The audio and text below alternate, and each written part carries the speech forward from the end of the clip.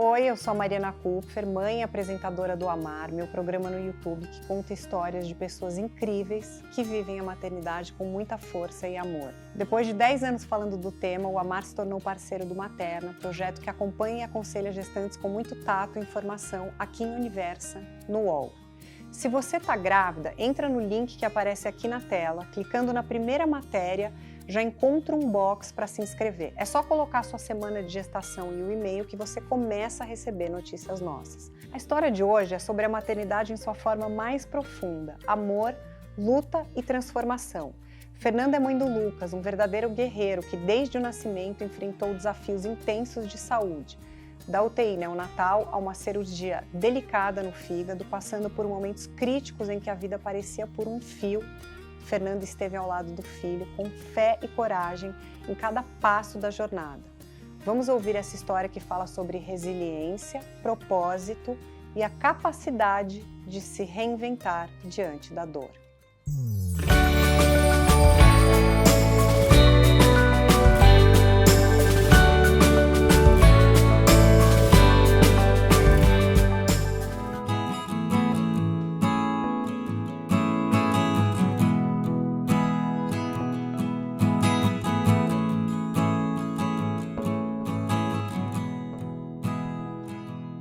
Fernanda, obrigada por ter vindo ao Amar Mais Materna, um prazer te receber aqui. O prazer é meu. Vamos do começo. Antes de tudo acontecer com o teu filho, como era a tua vida e como era o teu desejo pela maternidade?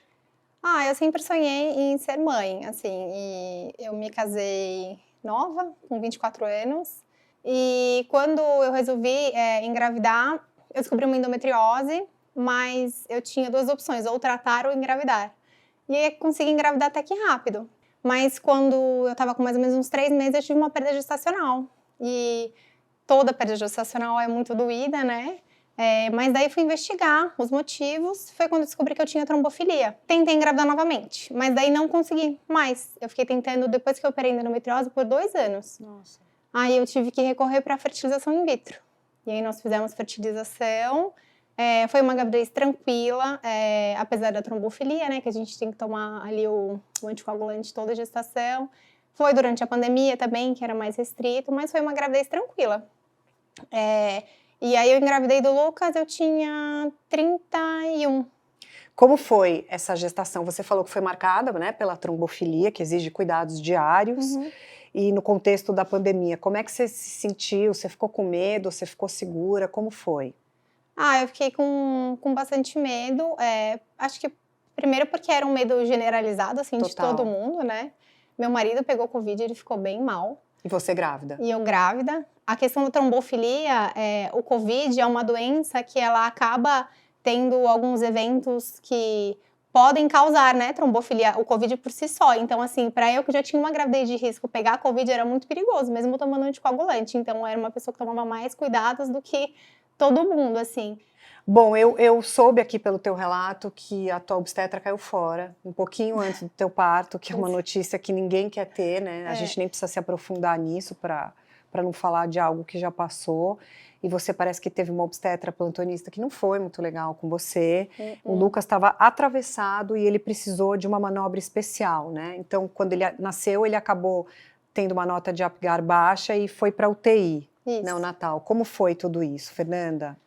Eu fiquei muito assustada, na verdade, eu vinha conversando com a minha médica sobre até, de repente, de pagar por fora, né, para fazer o parto, mas ela falava que não podia, porque tinha problemas com a maternidade, de dar dupla contratação, mas na verdade eu acho que ela pulou fora mesmo, assim, não sei se é porque ele estava atravessado, não sei se ia ser um parto difícil, até hoje eu não sei. Mas ela falou o quê? Não vou fazer seu parto? Ela falou, porque como seria uma cesárea agendada, como eu tinha trombofilia, eu esperaria até 38 semanas. E aí ela falou, olha, nesse dia eu não vou estar no plantão. Ela falou, mas fica tranquila que vai ter a plantonista lá, a gente faz muitos partos por dia, você vai ser bem atendida. E tentou me tranquilizar de alguma forma, mas eu não fiquei tranquila, né? Claro. E fomos pro parto na pandemia, então só foi eu e meu marido. Meus pais queriam muito subir, não podia subir no hospital por conta do Covid. Quando eu cheguei na sala de parto, a obstetra estava tão grávida quanto eu. Ela estava de 36 semanas e meia. E aí ela já pegou o plano de parto e já começou a falar do meu plano de parto. Ah, mas isso aqui não tem necessidade. Ah, então você quer uma musiquinha? Meio que ironizando, assim. Só que eu acho que o parto é uma parte que a mulher tá tão vulnerável que você não tem... Eu não conseguia falar nada, eu não conseguia rebater nada do que ela falava, eu só aceitava. Porque eu tava apreensiva. Além do parto todo, eu já tinha tido uma perda gestacional. Ele tava na posição que a gente chama córmica, né? Quando ele fica atravessado. Então eu sabia que era difícil. Ela viu os meus exames, viu a posição que ele tava. Mas durante o trabalho de parto, quando ela começou a tirar o Lucas, ela não conseguia tirar ele. Ela amarrou ele assim com um paninho e puxava ele não saía. Foi coisa assim de filme de terror. Amarrou com um paninho? Com um pano cirúrgico, pra tentar puxar ele não saía. Até que alguém, não sei quem, lá atrás, falou pra ela assim, doutora, a manobra, eu nem percebi isso, eu fui perceber isso depois, quem me contou isso foi a fotógrafa, que era minha amiga, que ela falou, olha, alguém falou pra ela que tinha uma manobra pra ser feita. Conseguiu tirar o Lucas, foi aquela correria que nenhuma mãe quer passar, assim, principalmente no seu primeiro filho, porque é tudo novo, você não sabe de nada. E aí ele nasceu muito mal, nasceu com Apgar 5, precisou de auxílio, de oxigênio. Quando eu peguei ele, eu estava extremamente assustada. Eu não sabia o que fazer. E aí o médico, o neonatal, falou, olha, ele vai ficar em observação e talvez tenha que ir para UTI. Acabou que ele ficou 31 dias na UTI, né, Fernanda? UTI. E em que momento que você sentiu, depois de todo esse susto, que você poderia respirar aliviada? E como é que foi o início da vida em casa com o Lucas? Respirar aliviada quando ele estava em casa só. Porque no hospital a gente nunca respira aliviada, principalmente em UTI. Qual era a condição dele naquele momento que vocês estavam na UTI? O primeiro problema dele, ele teve uma coisa que se chama síndrome do pulmão úmido. A criança nasce com um problema respiratório, dificuldade para respirar mesmo. Ele precisou ser entubado, ele precisou que colocassem um remedinho no pulmão dele que se chama surfactante, para ele respirar melhor. E aí, cada dia eu falo cada dia é uma novidade no UTI, você nunca sabe. Quando eu achava que uma coisa ia melhorar, acontecia outra. E quando ele estava assim, melhorando a parte respiratória, começou a evacuar com sangue. Nossa, Fernanda. Aí descobrimos, depois de mais 15 dias, que ele era alérgico ao leite. Aí ele foi para casa já com a fórmula para alérgico ao leite. Eu amamentei muito pouco, muito pouco. Um pouco... Eu não desejo isso para ninguém, porque não é o que você espera de uma maternidade de primeira viagem. É muita apreensão e você foi muito desrespeitada no teu parto, né? Ninguém quer passar pelo que você passou. Sim. Bom, quando o Lucas estava com quase 2 anos, você percebeu uma bolinha no abdômen dele, né? Muito atenta. O que esse momento te despertou, Fernanda? Como é que você lidou com tudo isso, com os primeiros exames? Um dia ele estava em casa, brincando, assim, só de fraldinha, e num movimento que ele fez, eu vi uma bolinha, assim, dele bem abaixo da costela, palpei, achei dura, achei estranho. Mostrei pro meu marido, mostrei pros meus pais, e eu falei, vou marcar pediatra. Marquei o pediatra dele, que era o pediatra que ele já passava desde que ele tinha nascido. Ele olhou, apalpou, e falou, olha, não me parece ser nada, vamos acompanhar para ver se cresce, se não cresce? Eu falei, não, eu quero um exame de imagem. Lógico. Aí a gente já ficou, tanto eu quanto meu marido, bem apreensivo. E você fez o exame? Eu fiz, só que eu nem esperei. Às vezes demora, né, laboratório para você conseguir marcar. Que exame você fez? Uma tomografia. Uma tomo. Na verdade, antes eu fiz uma ultrassonografia. Na ultrassonografia já apareceu que tinha um nódulo no fígado dele de em torno de 7 a 8 centímetros. Caramba, grande. Ali já foi aquele baque, a gente pensa, na hora você pensa em câncer. Mas os médicos falaram, olha, não necessariamente é isso, na ultrassom não dá pra ver certinho, pode ser um hemangioma, até então eu nem sabia que hemangioma poderia dar em órgãos, eu achei que fosse alguma coisa só de pele. Voltamos pro pediatra, ele falou, olha, já que deu uma alteração, vou te indicar para um cirurgião pediátrico. Nós fomos para esse cirurgião, isso foi coisa assim de uma semana. Ele falou, olha, você vai fazer uma tomografia e a gente volta a conversar. Aí você fez a tomo. Aí eu fiz a tomo. O que deu? Deu hepatoblastoma. Aí você teve esse diagnóstico de hepatoblastoma, que eu imagino que deve ter sido um baque, que você nunca deva ter ouvido falar nessa palavra, muito menos seu marido, né? A gente não é uma palavra do nosso cotidiano. Como é que foi ouvir esse nome e que tipo de informação vocês tiveram? Como é que foi a partir dali, Fernanda? Fica difícil de explicar, porque a hora que você lê aquilo, tumor maligno, não sei...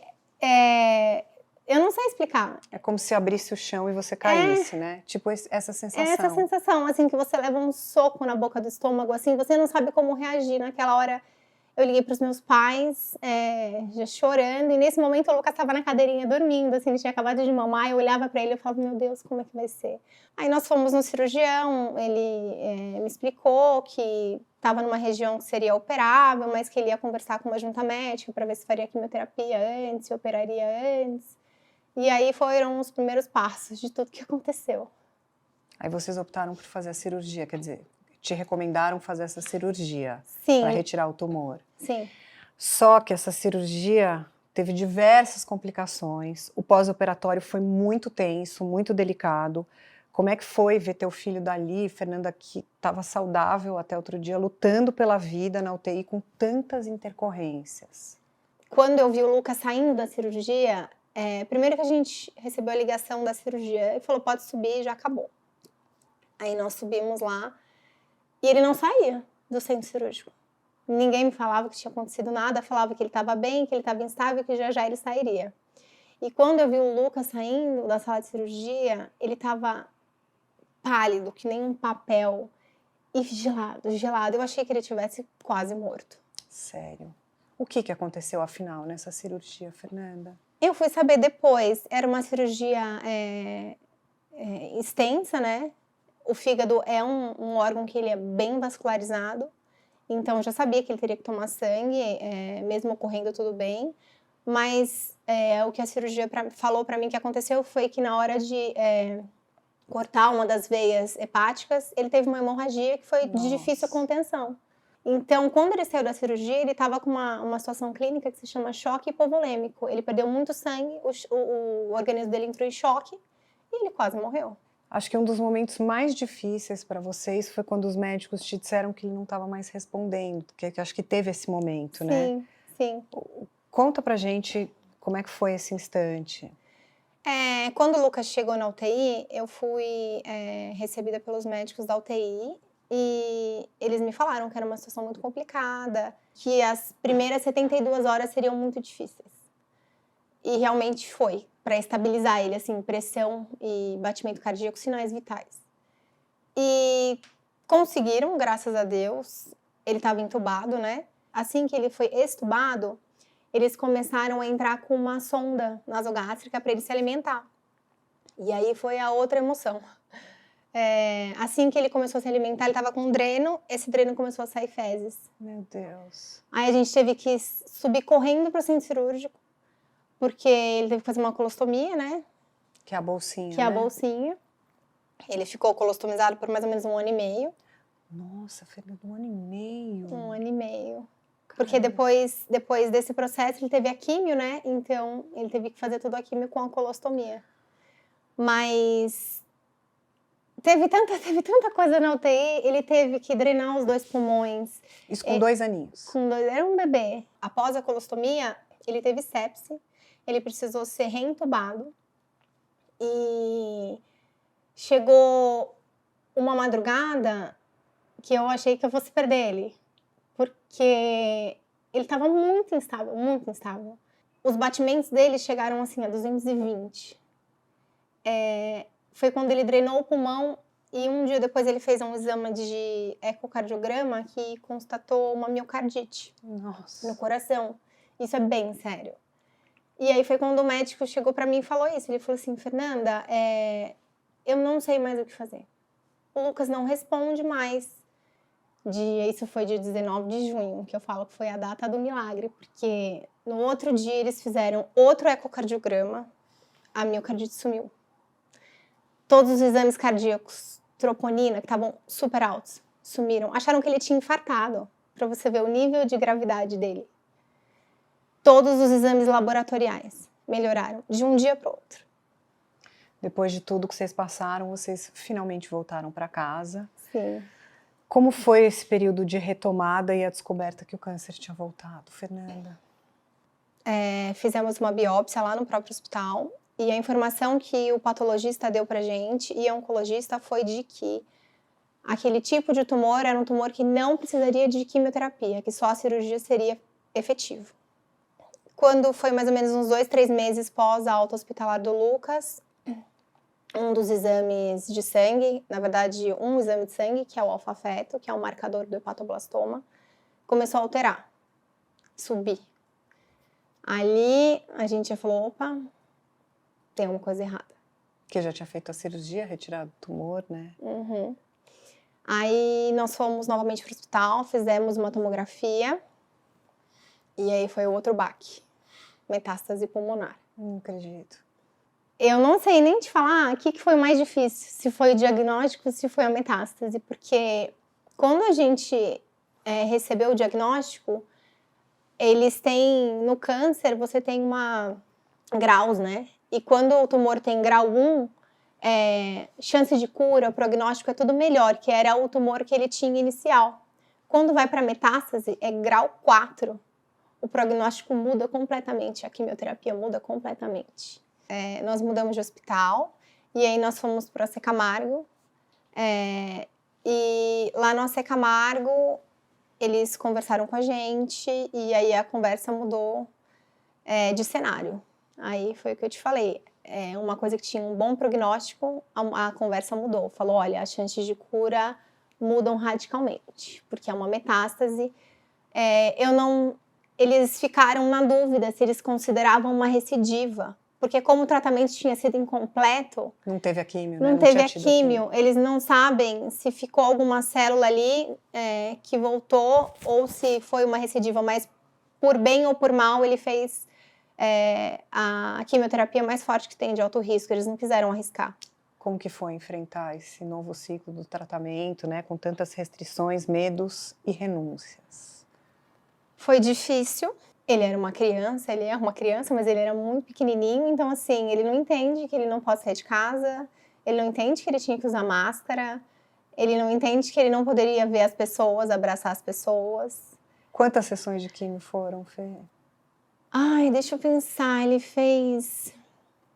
Acho que foram 12 sessões. Todas as minhas semanas que eram de descanso para ficar em casa, eu internei, porque ele estava com neutropenia febril, que é quando a defesa cai muito, aí a criança tem uma febre, você tem que correr para o hospital. Eu deixava as malas prontas, minha mala ficava já pronta, a mala do Lucas ficava pronta, porque quando eu via que ele estava querendo ficar moado, eu já media a temperatura e corria para o hospital. Acabou esse ciclo de 12 químios e ele ficou como?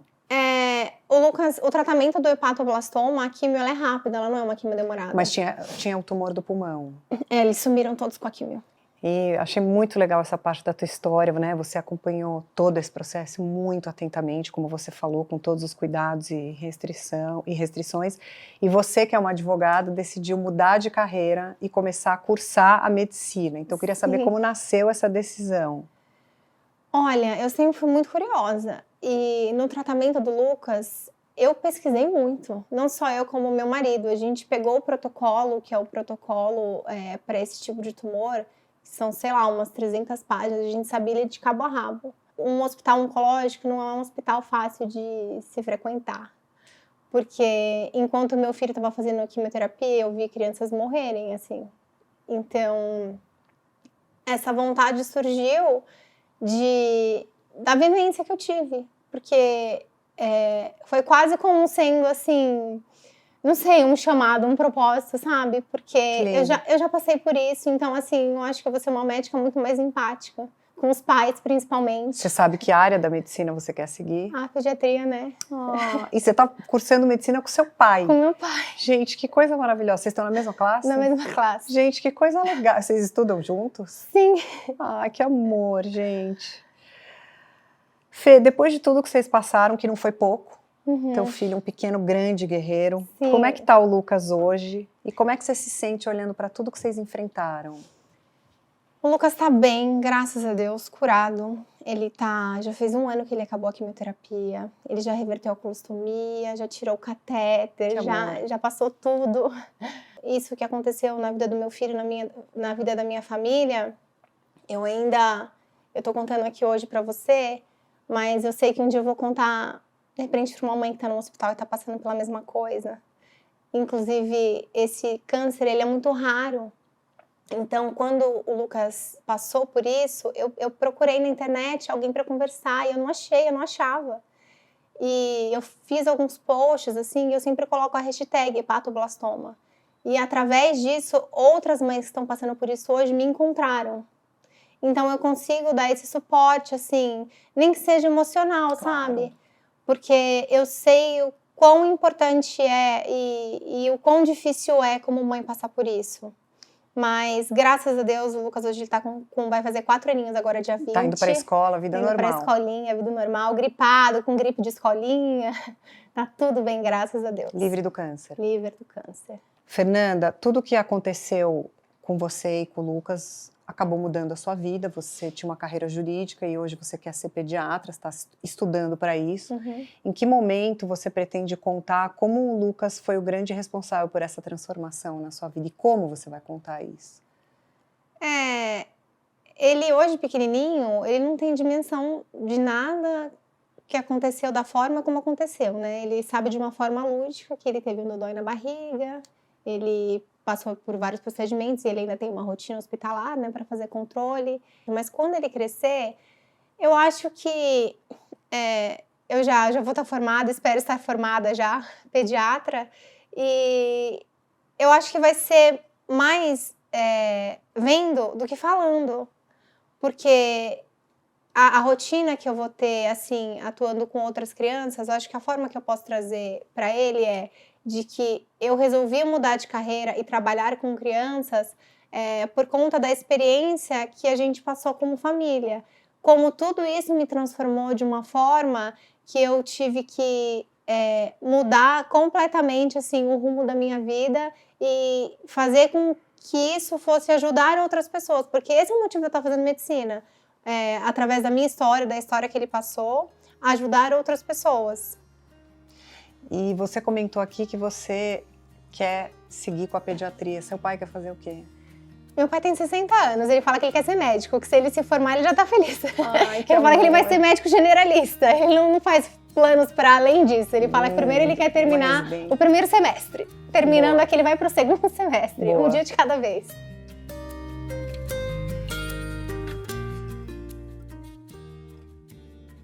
Tem algum livro ou filme que foi especial para você, que te deu forças naquele momento?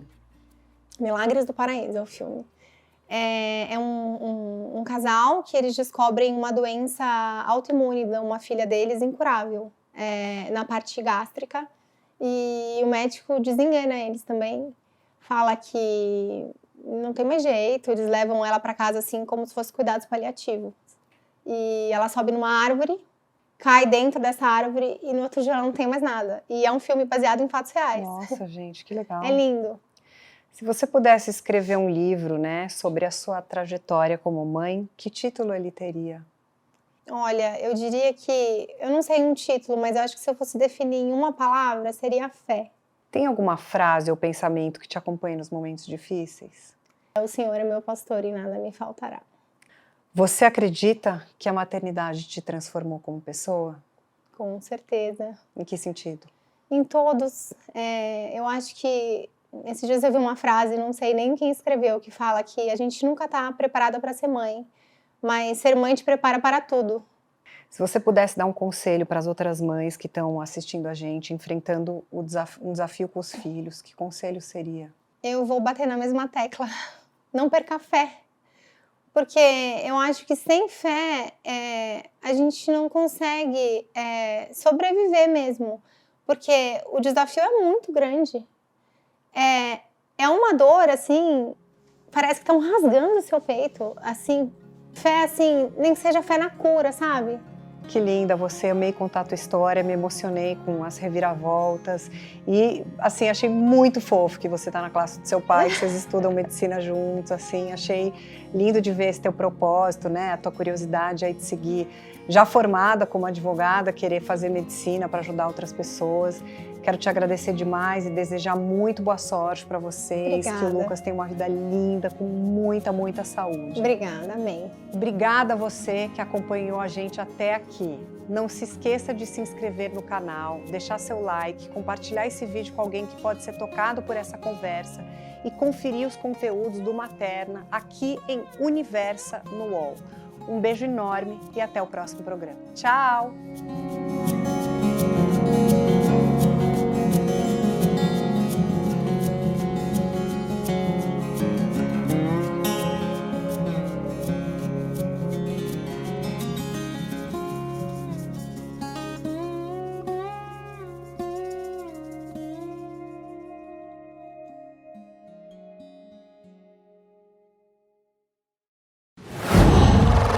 Uau!